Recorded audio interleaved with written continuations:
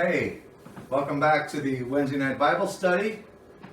This is our sixth installment of the story of Joseph, and we're in the middle of, or toward the end of Genesis chapter 41. In review, remember Joseph is in the dungeon for 2 full years. But then Pharaoh has 2 dreams he wants interpreted, and his wise men can't help. The cupbearer remembers Joseph. Joseph interprets the dream and says that there will be 7 years of abundance followed by 7 years of famine. Joseph offers advice and a plan and suggests a good manager is needed. And then this happened that we read last time. The plan seemed good to Pharaoh and to all these officials. So Pharaoh asked them, "Can we find anyone like this man, one in whom is the Spirit of God?" Then Pharaoh said to Joseph, "Since God has made all this known to you, there is no one so discerning and wise as you. You shall be in charge of my palace, and all my people are to submit to your orders. Only with respect to the throne will I be greater than you." So now let's continue today. I'm calling this one Reaping Rewards of Righteousness.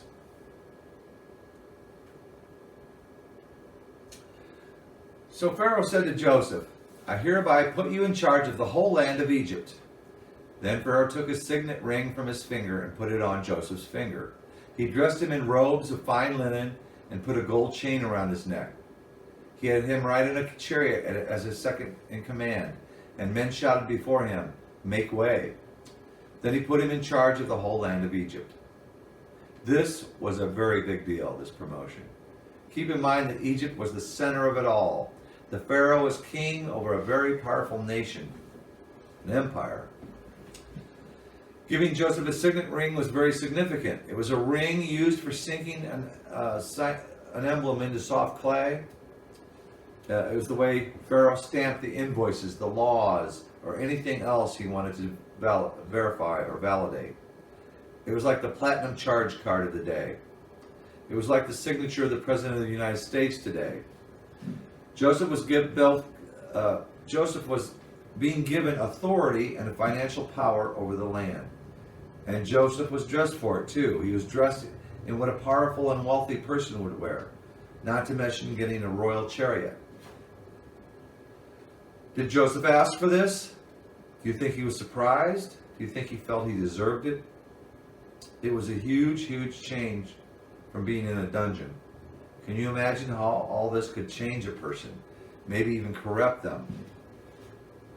We'll have to see if Joseph keeps a level head and a humbleness. There's more that happens to Joseph, so let's keep on reading. Then the Pharaoh said to Joseph, "I am Pharaoh, but without your word no one will lift hand or foot in all Egypt." Pharaoh gave Joseph the name Zaphenath-Paneah, and gave him Asenath, daughter of Potiphera, a priest of On, to be his wife. And Joseph went throughout the land of Egypt. Joseph was 30 years old when he entered the service of Pharaoh, king of Egypt. And Joseph went out from Pharaoh's presence and traveled throughout Egypt. So we find out here he was 30 years old. Not bad for a young guy. Along with all that authority, he was given a new name. It's not agreed upon exactly what it means. There's various interpretations, but the one I see most often is Pharaoh gave him a name like Revealer of Secrets or Revealer of Secret Things. So it fits with the fact that he revealed dreams. Another one is Savior of the Land. Notice he was also given a wife. She was from a family of high distinction, created an alliance between himself and the Egyptian elite. Not sure if it's true, but there's some evidence that Potiphera, his bride's father, might have been a worshiper of the true God, of Jehovah. That would be significant because if it's true, Joseph would not have married an idolatress. So he's completely entrusted and completely free. He traveled throughout Egypt on his own. This was a slave at one time. During the 7 years of abundance, the land produced plentifully. Joseph collected all the food produced in those 7 years of abundance in Egypt and stored it in the cities.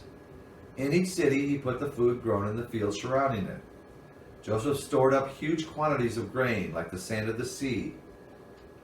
It was so much that he stopped keeping records because it was beyond measure. Before the years of famine came, 2 sons were born to Joseph by Asenath, daughter of Potipharah, priest of On. Joseph named his firstborn Manasseh and said, "It is because God has made me forget all my trouble and all my father's household." The second son he named Ephraim and said, "It is because God has made me fruitful in the land of my suffering."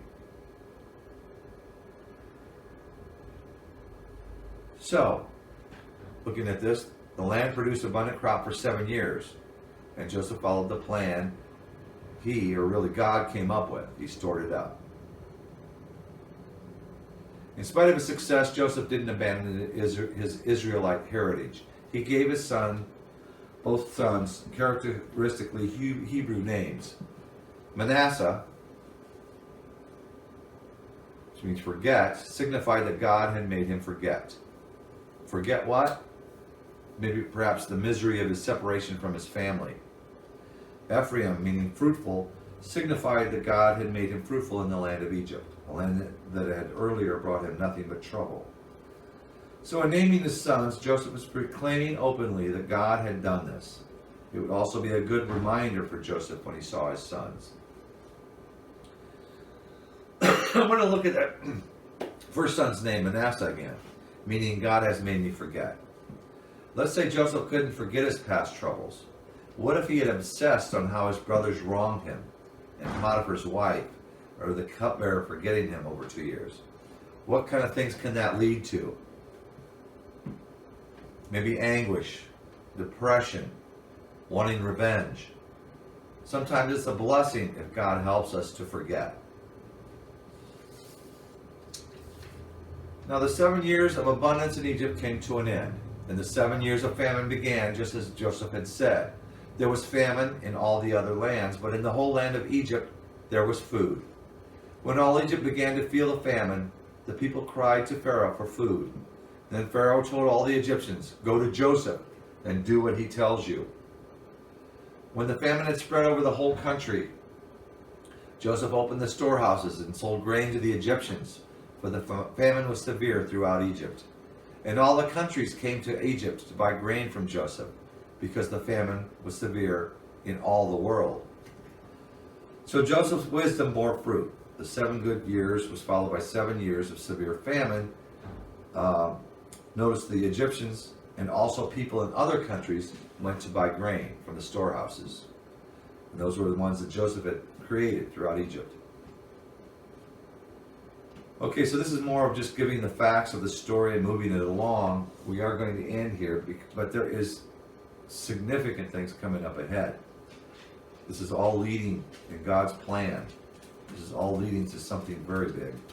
But this is where we're going to stop today. God's plans are being worked out. We'll see when we continue that God's plans are good ones for not only the Egyptians and other countries, but for his people, the Hebrews. So until next time, take care, be safe, and may the Lord be with you.